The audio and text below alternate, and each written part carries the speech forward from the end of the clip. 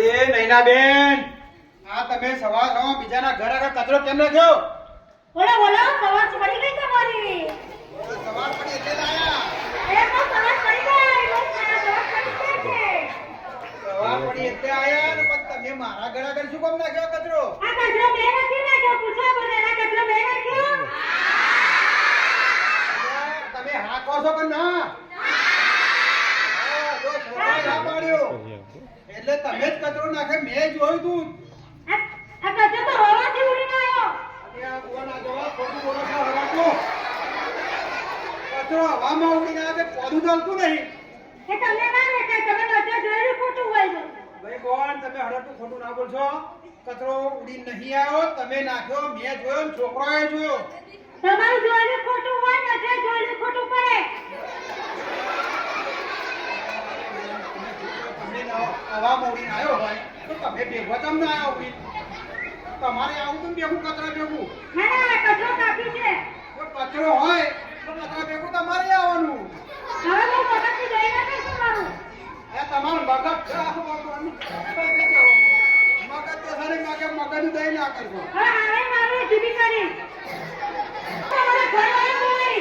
તમારે ઘર હા, જોઉં ને. હું કોણ તમે ખબર છે? કોણ છો? આ કોણ?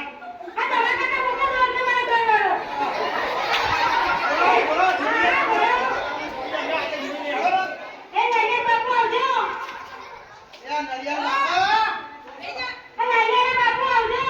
લાલને બાપા ખોવાઈ મારી. શું ખવાય છે? હવે આવે છે. ઈ કહેવત આવો પતિ. હા, જો જો. ઓ આવું મગજ તું મારા મગજથી લઈ ના કરતો હવે. આ પરીક્ષા દઈ ના કરો. આ છોકરો. આ શેનો ખકડાટો માંડ્યો છે, હે? રમેશભાઈ, તમારા બહેરા તમે સમજાવો. કચરો કચરા પેટી નખાય, જરા આગળ ના નખાય.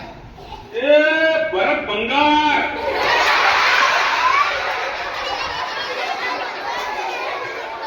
તારી મર્યાદામાં રહેજે, મર્યાદા બહાર જતો નહીં. મર્યાદામાં રહેજે. પહેલું તે એવું તેવું કહું કે ત્યાં ઘરવાળા એવા ને આયા હોય. તમારે કઈ મગજ જ નહીં. મારી ઘરવાળી નો મગજ છે, એ ભણેલી છે, ગણેલી છે, સમજદાર છે, એને ખબર પડે છે કે કચરો કચરા પેટીમાં જ નંખાય, ગમે ત્યાં છૂટો ના નંખાય. સાચી વાત ને છોકરાઓ? કચરો કચરા પેટીમાં જ નંખાય ને? એ ભરત ભંગાર, હે? સુધર સુધર, હવે સુધર. નાનો નથી, હવે સુધર. આ છોકરા આવડા નાના નાના સમજે છે. સુધર, હવે દાંડો થયો, સુધર. આ છોકરો હાથું કહેજો. કચરો પહેલા જ નાખ્યો ને.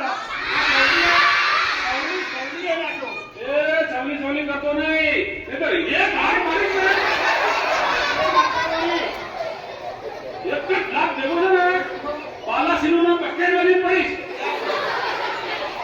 આ શરીર ભૂખા જેવું ને પેલું કાકડી બે ભેગા થતા એક ફૂટ મારે તો. આ ભૂખા એ તારી હવા ભરેલી છે. હમણાં હું એક ફૂંક મારીશ ને, એક ફૂંક મારીશ ને તો ધાબા પર જતો રહીશ.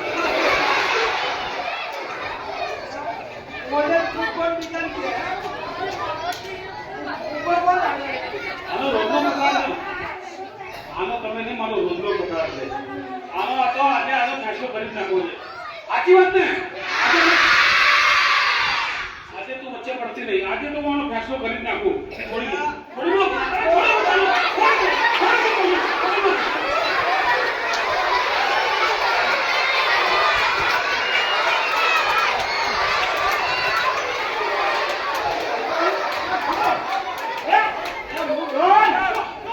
ભૂખાની તાકાત જ હોય.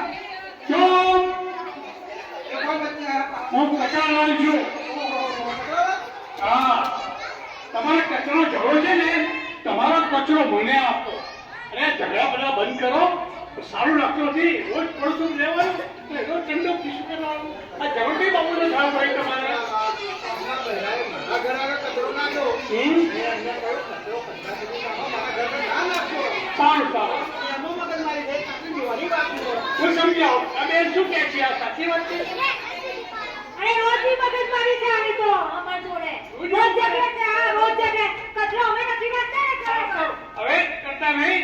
હું સ્વચ્છતા અભિયાન આ બાલાસિનોમાં ચલાવું છું. ઘેર ઘેર ફરીને હું સમજ આપું છું કે કચરો કચરા પેટીમાં જ નાખો. ગંદકી ક્યાંય કરશો નહીં.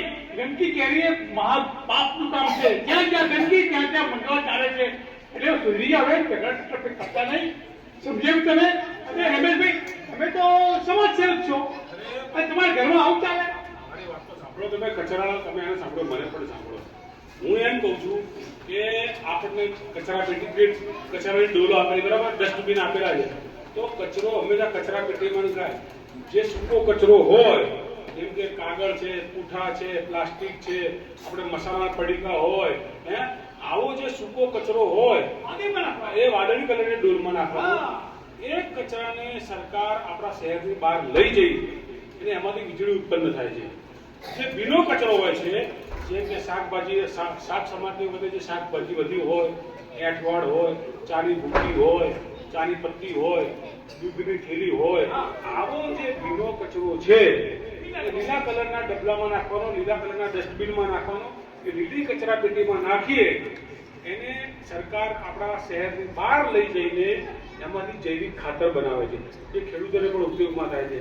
તો એનાથી આપણું શહેર પણ સ્વચ્છ રહે, આપણું નગર પણ સ્વચ્છ રહે, અને સરકારને પણ ફાયદો થાય, આપણને પણ ફાયદો થાય. તમે નહીં માનો, આની પડોશમાં છે ને, આના કાકાની છોકરી, અમારી એની સોસાયટીમાં પડોશમાં જમના જાડી, હા, એ જમના જાડી, એના છોકરાની ચડ્ડી ધોઈ